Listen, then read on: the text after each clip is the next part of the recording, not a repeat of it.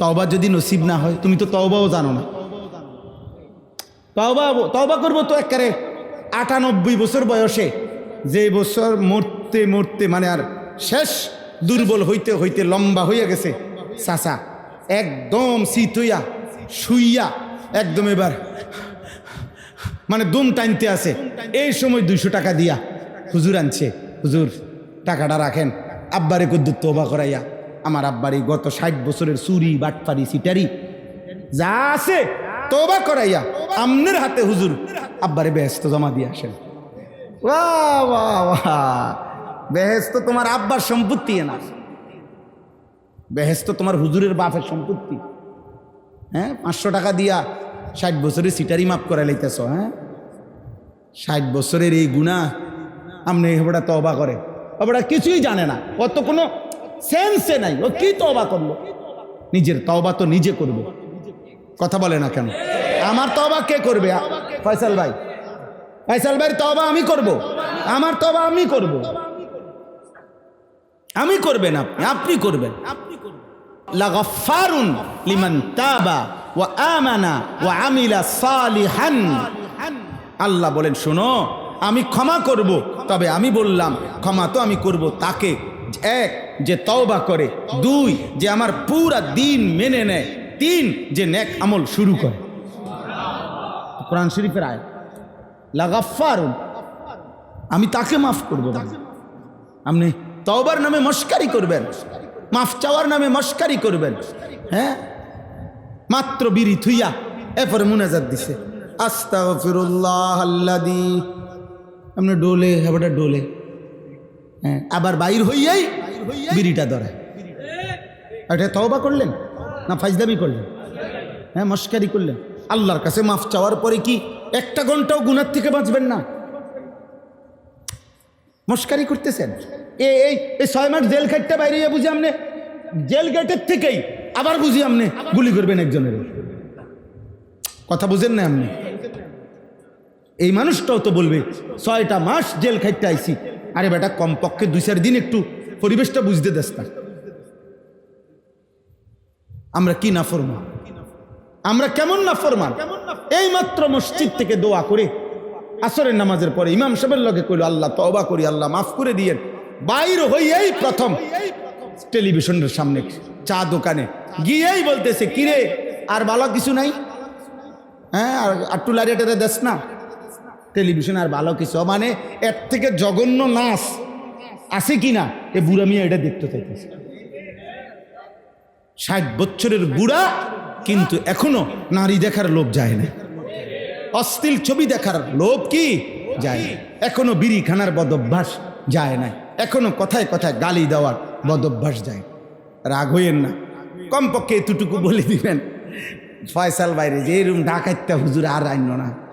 বাপরে বাপ, তে তো হুজুর না বেটাতে তাই বেটা দো, জোয়ান বুড়া কিচ্ছু ছাড়ছে না, সব দইলে সমান। একদিন এক মাহফিলে এক বুড়া মিয়া বলতেছে, আজকে বিড়ির জান শেষ, বিড়ি আর খাম যেত না, বাইতে আর জান যেত না। আল্লাহ আমাদেরকে হেফাজত করে। চলেন ভাই, ইনশাআল্লাহ আমরা এই 3 জিনিসের প্রতি যত্নবান হব। বলেন ইনশাআল্লাহ।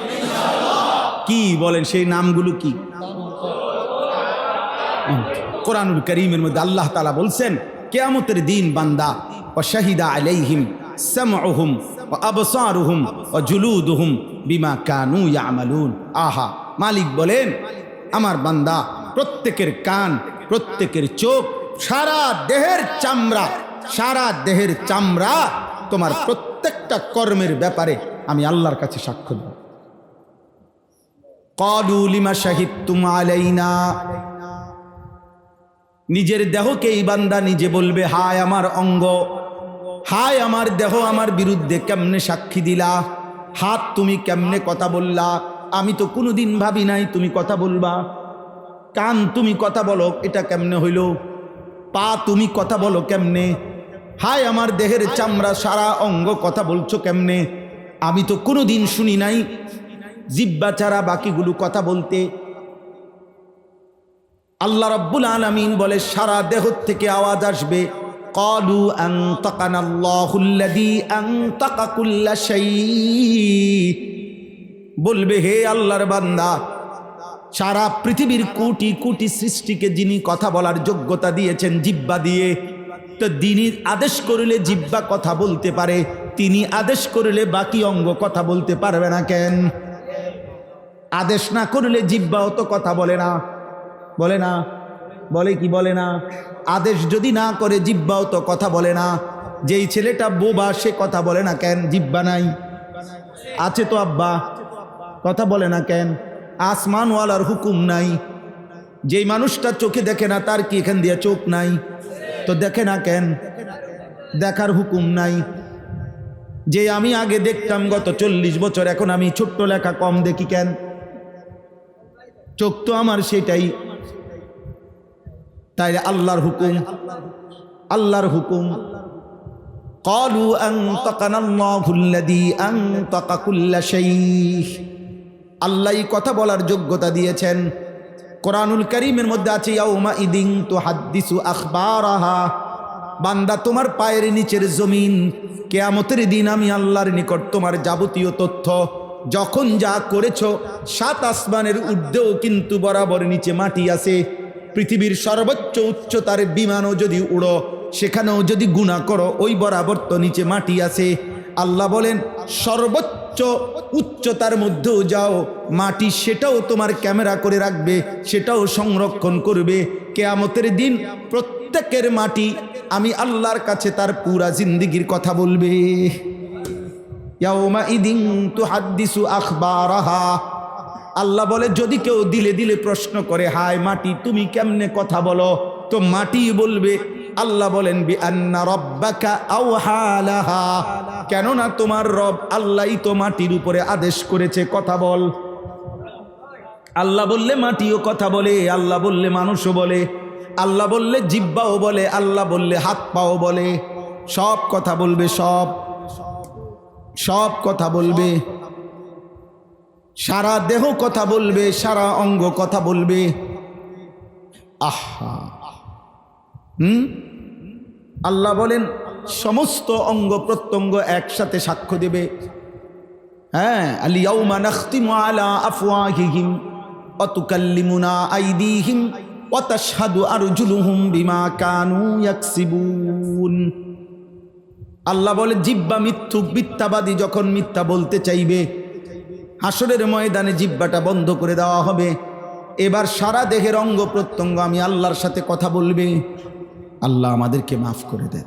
দোস্ত আমার, বন্ধু আমার, ভাই আমার, মাওলানা বলছে আসলে মন চাইতো অনেকবার আসতে চাইছি, কিন্তু ওই কেমনে সুযোগ হয় না। এই একবার আসছি মনে করে, আবার যদি কখনো আল্লাহ তৌফিক দেয় তাইলে না আসবো, আর যদি কোনো দিন না আসি তো একবারই বললাম। আর যদি না আসতে পারি, আমি একদিন রাতের 2:30 পৌনে 3টা বাজে ও রাজশাহী বাগমারা মাহফিল করে, এই গত সিজনে মাওলানা ফয়সাল আমার সাথে ছিলেন, তো রাতের 2:30 3টা বাজে উনি, আমি এখানে আসছি একটু বলছি যে আপনার মাদ্রাসা এই প্রথম আমি দেখছি, দেখে আমি আইসা দেখি 2:30 3টা বাজে এরকম টেবিল, সাউন্ড বক্স আর 70-80 জন শ্রোতা এনে বসে রয়েছে। ওমা আমি খাইছে এটা কি কারবার? এই বেটারা মানুষ জাতি অন্তর্ভুক্ত না, জিন জাতির, এরা কি রাতের 3টা বাজে তখন? পরে আমি বললাম ঠিক আছে যা, আর কপালে যা আছে অখনি ওয়াজ করো। পরে ওই সময়ই আধা ঘন্টা কথা বলছি। তখন আমার মনটার মধ্যে চাইছিল যে ঠিক আছে আমি একটা ডেট দেই, তো ফলে আজকের এই ডেট দেওয়া হয়েছে। আল্লাহ যেন তৌফিক দান করে। তাইলে আব্বা বলার উদ্দেশ্য হইল আমাদের ইসলাহ জরুরি। এই ইসলাহি মাহফিল মানে সংশোধনের মাহফিল, সংশোধনের মাহফিল। আমিও সংশোধন হব, আপনিও সংশোধন হব, বলেন ইনশাআল্লাহ। হযরত শুআয়ব আলাইহিস সালামের কথা কোরআনুল কারীমের মধ্যে আছে, ওমা উরিদু আন উখালিফাকুম ইলা মা আনহাকুম আনহু ইন উরিদু ইল্লাল ইসলাহ মাসতাতাতু ওমা তৌফিকি ইল্লা বিল্লাহ। হযরত শুআয়ব আলাইহিস সালাম কোরআনে আছে, তিনি বলতেন হে আমার জাতি, তোমাদেরকে যত গুনাহ যত পাপ থেকে আমি নিষেধ করি, আল্লাহর পক্ষ থেকে নিষেধ করছি, এগুলো একটাও এমন না যে আমি তার ব্যতিক্রম চিন্তা পোষণ করি। কথা বোঝেন নাই, বরং তোমাদেরকে যা নিষেধ করছি খোদার কসম আমার জাতি আমি তা নিজের জন্য নিষেধই মনে করছি। মানে আমি যা বলি তার ব্যতিক্রম আমি করব, এটা উদ্দেশ্য আমার না, আমার উদ্দেশ্য না, বরং যা আদেশ আমার জন্য আদেশ, যা নিষেধ তোমাদের জন্য নিষেধ, যা আমার জন্য তা নিষেধ নিষেধ। তাহলে তোমাদেরকে কেন বলতেছি তাইলে, ইন উরিদু ইল্লাল ইসলাহা মাস্তাতাতু। হযরত শুআয়ব আলাইহিস সালাম বলতেন, হে আমার জাতি, আমার সাধ্যের সবটুকু দিয়ে আমার উদ্দেশ্য শুধুই কেবল আর কিছুই নয় তোমাদের সংশোধন, ইসলাহ ইসলাহ ইসলাহ। ইন উরিদু ইনে নাফিয়া, ইন এনে নফির অর্থে, ইল্লা ইস্তেসনা, এই নফি ইস্তেসনা একত্র হইলে কি বুঝায়, তাকিদ বুঝায়। এই মাওলানা সাহেব বরকতে কুদ্দুর কইতে আসছে, মাওলানা সাহেব অনেক বড় আলেম দ্বীন, আল্লাহ তাআলা কবুল করে নেন। নিজ এলাকায় খেদমত করছে, আমরা এসেই শুনছি উত্তরবঙ্গে ব্যাপক খেদমত দরকার, ব্যাপক খেদমত দরকার, নওজোয়ান আলেমরা হিম্মত করা দরকার। আমি 2024 সালে দিনাজপুরে 40 দিন চিল্লা সফরে ছিলাম। এই দিনাজপুর, এই যখন পুরা দেশ তোলপাড়, যখন ওই সময় আগস্টে, জুলাইয়ের লাস্টে এবং আগস্ট মাস পুরা, তখন আমি দিনাজপুর ছিলাম 2024 সালে। তখন দেখছি ঘুরে ঘুরে, আমার গাড়ি তো পুরা 40 দিন আমার সাথে ছিল, আমার ড্রাইভার ছিল আমার সাথে পুরা 40 দিন চিল্লায়। তখন আমি দেখছি ঘুরে ঘুরে ইমান ইসলামের কি করুণ হালা, কি করুণ হালা। আহা, 7 বছর মসজিদের ইমামতি করছে বেচারা, এখন খ্রিস্ট ধর্মের প্রচারক। আমি নিজে দেখছি আমার কুমিল্লা শহরে, আমি নিজে কথার প্রসঙ্গে জিগাইছি আর বলছে নাম আমার কুমিল্লা বাড়ি, বলছি আর বলছে যিনি 14 বছরের মতো 2 ভাই যারা আজকে তারা ওই অঞ্চলে কুড়িগ্রাম, তারা 2 ভাই খ্রিস্ট ধর্মের প্রচার, এই চোখে আমি দেখছি। ওরাই বলছে আমার যে আমরা আগে কুমিল্লা তো রিক্সা চালাইতাম। আমি বললাম বলেন চাই কুমিল্লা 2-1টা এলাকা, সবগুলো এলাকা যে নাম বলছে, কান্দিরপাড়, টমসুম ব্রিজ, আপনার সব এলাকার নাম আমগো এলাকা। এখন খ্রিস্ট ধর্ম প্রচার। আমার এক প্রিয় ভাই সাদমান, ওই যে জুবায়ের যে মারা গেছে শুনছুনি, হ্যাঁ, আমার অনেক এই খ্রিস্ট ধর্ম থেকে মুসলমান হয়েছিলেন আমাদের একজন ভাই। আগে জোসেফ নাম ছিল, পরে জুবায়ের নাম রাখছিল আমাদের, যিনি বাংলাদেশের সবচেয়ে বেশি এই খেদমতটা করে, হজরত মাওলানা মুফতি জুবায়ের আহমদ, জুবায়ের ভাই যিনি কাজ করেন, তো ওনার নামে নাম ওই ভাইয়ের। উনি এই কয়েকদিন আগে খ্রিস্ট ধর্ম থেকে মুসলমান হয়েছিল। আজকে অনেক দিন, সেই 24 সালেও দেখছি ওনারে, উনি আপনার খুব কাজ করতেন এবং বয়স্ক মুরব্বী মানুষ। এই কয়েকদিন হইল, মাত্র 7-10 দিন আগে রোড অ্যাক্সিডেন্টে ওনার একটা ভ্যান গাড়ি চালাইতো, এই ভ্যান গাড়িটা ট্রাকে বাড়ি দিছে, আপনার উনি তৎক্ষণাৎ পইরা গিয়ে ওইখানেই মারা গেছে, শাহাদাত বরণ করছে। আল্লাহ তার কবরকে নূরে নূরে ভরপুর করে দেন। তো আব্বা, আমার বলার উদ্দেশ্য হলো আমরা প্রত্যেকে ইনশাআল্লাহ নিজের ইসলাহ জরুরি। ইন উরিদু ইল্লাল ইসলাহা মাস্তাতাতু। তিনি বলতেন শুআয়ব আলাইহিস সালাম যে আমি আমার সাধ্যের সবটুকু দিয়ে তোমাদের সংশোধন চাই। কি চাই বলেন না? ইসলাম। ইসলাম তাহলে ইসলাহি মাহফিল জরুরি কিনা? জরুরি কিনা? অনেক জরুরি। গরম লাগুক, এখন আর গরমের কথা হয়তো অনেকের মনেও নাই, ঠিক না? আলহামদুলিল্লাহ, খালি বাল্লি গরম, গরম তো গরমের জায়গা, আমি আমার জায়গা, আমার আখিরাত দরকার। কুল নারু জাহান্নামা আশাদ্দু হাররা। মদিনার মুনাফিকরা প্রচন্ড গরমে, নবীজি সাল্লাল্লাহু আলাইহি সাল্লামের সবচেয়ে বেশি সাহাবী যেই যুদ্ধে গেছে, সর্বাধিক সংখ্যক সাহাবী, নবীজির সবচেয়ে বেশি দূরের সফর, নবীজি সাল্লাল্লাহু আলাইহি সাল্লামের মদিনার জীবনে সবচেয়ে দূরের সফরে জিহাদে গেছেন, যেখানে হ্যাঁ মদিনা থেকে অনেক দূরে, তখনকার যুগে পায়ে হেঁটে প্রায় 15 দিনের রাস্তা, তাবুক। এই তাবুক না, এখনো তাবুক নামেই আছে ওই এলাকা। তো এই তাবুকে যুদ্ধে যখন রওনা দিছেন, তখন মদিনায় স্মরণকালের সর্বোচ্চ গরম ছিল। খেজুর পাকার 1 বছরের মৌসুমি ফল, খেজুর পাকার মানে আর 7-8-10 দিনের মধ্যে খেজুর পারবে, পাইকা গেছে। এই সিজন 1 বছরের ফসল যদি না তুলতে পারে গাছ থেকে ঠিক মতো, আগামী 1 বছর কষ্ট পাবে, প্রচণ্ড গরম। কিন্তু ওই সময় নবীজি যুদ্ধের ঘোষণা দিয়েছেন, তাবুকের যুদ্ধ, এবং ওইটাই ছিল নবীজির জীবনের সবচেয়ে দূরের সফর।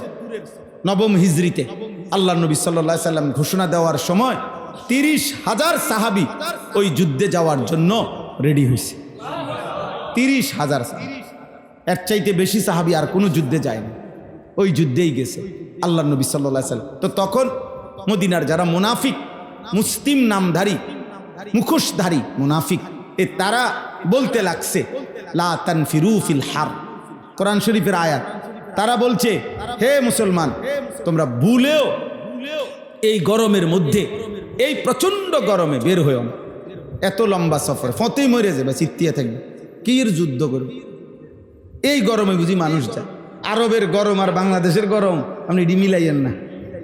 হ্যাঁ, সহজে গেলে ইনশাআল্লাহ দেখবেন আরাফার দিন গরম কাহাকে বলে, কাহাকে বলে, উহা কত প্রকার ও কি কি। মনে হবে যেন আগুনের গোলা পাউটার মধ্যে এমনি মারতেছে, এত তীব্র গরম,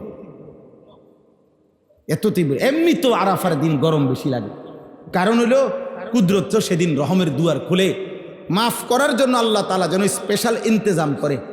এই জন্য আরাফার দিন গরমও লাগে বেশি, আরাফার দিন কোটি কোটি বান্দাকে শতভাগ মাফও করে দেয় আল্লাহ। যা সব খালাস, কল্লু খালাস, যা। হ্যাঁ, এই জন্য আমি অনেক শুনছি আরব দেশের হাজি যারা, তারা আরাফার সময় শেষ হইলে, হ্যাঁ, তো তখন তারা একজন আরেকজনকে ডাক দিয়ে বলে, মারহাবা ইয়া মান ওয়ালাদাতহু উম্মু, ধন্যবাদ, স্বাগতম, যাকে তার মা এই মাত্র প্রসব করলেন। মানে মানে হইল হজ্জে আল্লাহ রাসূল সাল্লাল্লাহু আলাইহি সাল্লাম বলছে যে কবুল হজ করলো সে যেন মায়ের পেট থেকে নতুন সন্তান বের হইল, এমন নিষ্পাপ। তোরা এটাই বলে আর মারহাবা কয় একজন আরেকজন। তো এই জন্য বললাম আমরা আপনার দয়া করে প্রত্যেকে এই উদ্দেশ্য আমাদের। আচ্ছা জেনারেটর দোক 1 মিনিট, আমরাও শেষ করে দিচ্ছি। ফ্যানগুলো একটু বন্ধ করে দিলে ভালো হয়। হ্যাঁ দিচ্ছি।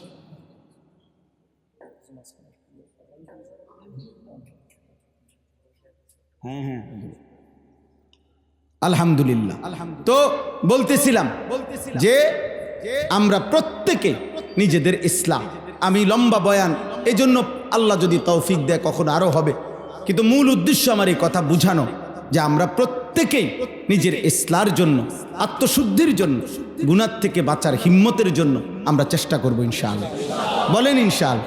আমরা শোনেন আব্বা, আমরা কিন্তু আপনাদের কাছে পৌঁছাইছি প্রতিনিয়ত ইমাম, আলেম, ওলামায়ে কেরাম, বক্তা, ওয়াইজ, মাশায়েখ আপনাদের কাছে আল্লাহর কথা পৌঁছাচ্ছে। খামখেয়ালি করেন, কিয়ামতের দিন জাহান্নামের মধ্যে আপনাকে ফেরেশতারা জিজ্ঞাসা করবে, আর আপনি তখন স্বীকার করবেন, কিন্তু সেই স্বীকার করে লাভ হবে। এই কথাটাই শুধু এই আয়াতের মধ্যে, এই তর্জমাই এটা। অলিল্লাহ শুনেন, 1 মিনিটে তর্জমা শুনেন। অলিল্লাযীনা কাফারু বিরাব্বিহিম আযাবু জাহান্নাম, আল্লাহ বলে সমস্ত বেঈমান নাফরমান তাদের জন্য নির্ধারিত রয়েছে জাহান্নামের আযাব। অবিসাল মাসির, আর জাহান্নাম বড় নিকৃষ্ট ঠিকানা। ইযা উলকু ফিহা, আল্লাহ তাআলা বলেন প্রত্যেকটা জাহান্নামীকে যখন জাহান্নামে ফেলা হবে তখন 3টা অবস্থা হবে। 1 সামিউ লাহা শাহীকা, 1 নাম্বার, প্রত্যেক জাহান্নামী তখন তাকে জাহান্নামের মুখের কাছে নিলেই সে জাহান্নামের আগুনের সর্বোচ্চ তীব্র গর্জন বিকট ধ্বনি শুনতে পাবে, মনে হবে যেন 7 আসমান জমিন ফাইটা যাইতেছে। এই হলো 1। 2 ওয়াহিয়া তাফুর, দ্বিতীয় নাম্বার হলো ওই জাহান্নামীকে যখন আগুনের মধ্যে ফেলা হবে জাহান্নামী দেখবে আগুন তাকে নিয়ে, এটা তাফসীরের মধ্যে বুঝাইছে যে আধা কেজি চাউল, মানে করেন এখানে সিদ্ধ করার কথা, এতটুকু পানির মধ্যে, যেটুকু পানিতে আধা কেজি চাউল সিদ্ধ করে, তো সর্বোচ্চ গরম আগুন চলতেছে, পানিটাও তীব্র গরম হইছে। এখানে চাল দিবার কথা আধা কেজি, বুঝছেন, কিন্তু চাউল দিছে মনে করেন 20টা, 10টা চাল গুন্না গুন্না দিছে এই ডেকচিতে। এবার বলেন তো 1 মিনিট কল্পনা করেন যে এই চাল, এই সর্বোচ্চ দুনিয়ার গরম পানির মধ্যে চুলাও চলতেছে, এই চাউলগুলো কেমনে ঘুরবে, উতরাবে কি পরিমাণ? এ ওয়াহিয়া তাফুর অর্থ এটা। আল্লাহ তাআলা বলেন জাহান্নামীকে যখন জাহান্নামের আগুনে ফেলা হবে, মনে হবে যেন 10টা চাল ফেলছে এই বিশাল আগুনের মধ্যে, জাহান্নামীকে নিয়ে এটা এভাবে উতরাইবার ঘুরবে। 3 নাম্বার, তাকাদু তামাইয়াজু মিনাল গাইজ। আমরা বাংলা ভাষায় কথার প্রসঙ্গে বলি, তে মনে হয় যেন রাগে ফাইটটা যাইতেছে, বলে কি না? এ আল্লাহ তাআলা বলেন জাহান্নামী যেন রাগে ওই নাফরমানকে পাইয়া রাগে যেন ফেটে যাচ্ছে। আর তাফসীরের আরেক বর্ণনা হলো জাহান্নামীর দেহটা একটা সেকেন্ডে আগুন রাগে গুসায় যেমন ফেটে যায়, জাহান্নামের আগুনে নাফরমানের দেহটা একটা সেকেন্ডে এভাবে ফাইটা যাবে যে প্রতিটা ইঞ্চি টুকরা টুকরা সারা আগুনের মধ্যে ছড়ায় যাবে। কুল্লামা উলকিয়া ফিহা ফাওজুন সাআলাহুম খাজানাতুহা আলাম ইয়াতিকুম নাযীর। প্রত্যেকটা গ্রুপ নাফরমানকে ফেরেশতারা বলবে, হে নাফরমান, হে নাফরমান, আলাম ইয়াতিকুম নাযীর, দুনিয়ার মধ্যে থাকাকালীন তোমাকে কেউ ভয় প্রদর্শনকারী আসে নাই? কেউ জাহান্নামের কথা বলে নাই? বলে না? চিল্লাও কেন? ক্বালু বালা, প্রত্যেক জাহান্নামী বলবে এই শেষ কথাগুলো দেখেন। জাহান্নামী বলবে, হ্যাঁ, কাদ জাআনা নাযীর, ফেরেশতা ভাই আমার কাছে ভয় প্রদর্শনকারী এসেছিল। আগের জমানার ওয়ালারা বলবে আমাদের কাছে নবী এসেছিল, এই জামানার ওয়ালারা বলবে আমাদের কাছে ওলামা আউলিয়া এসেছিল। ফাকাদ্দাবনা ওয়া কুলনা মা নাযালাল্লাহু মিন শাই, আমরা ওনাদের কথা মিথ্যা মনে করেছি, বলছি এগুলো আল্লাহ বলে নাই। ইন আনতুম ইল্লা ফি দালালিন কাবীর, আরো আমরা বলছে যে তাকে বিদ্রুপ করে বলছি তুমি ভুলের মধ্যে আছো। ওয়াকালু লাউ কুন্না নাসমাউ আও নাকিলু মা কুন্না ফি আসহাবিস সাঈর, জাহান্নামী তখন আফসোস করবে আর বলবে, ফেরেশতা বিশ্বাস করো, সেদিন দুনিয়ায় থাকতে যদি আল্লাহর কথা একটু মনোযোগ দিয়ে শুনতাম অথবা একটু ভাবতাম, ফিকির করতাম, দিলের মধ্যে নিতাম, তাইলে আজকে আমি জাহান্নামী হতাম না, আমি ভুল করে ফেলছি। ফাতারাফু বিদামবিহিম ফাসুহকাল লিআসহাবিস সাঈর। আল্লাহ বলেন এভাবে প্রত্যেক জাহান্নামী সমস্ত পাপ ফেরেশতার কাছে স্বীকার করবে, আমি চুরি করছি, জিনা করছি, মদ খাইছি, জুয়া খেলছি, নারী দেখছি, এগুলো সব বলবে। খোদার কসম আল্লাহ বলে সব শুনে ফেরেশতা বলবে ফাসুহকান, যা হে জাহান্নামী যা, আগুনেই পড়ে থাক, আমি তো তোরে শুনছি এ যা, বলছতে যা, কিন্তু তোমাকে দয়া মায়া করার মতো এক জাররা ক্ষমতা আমার তোরে আছে। আল্লাহ আমাদেরকে মাফ করে দেন।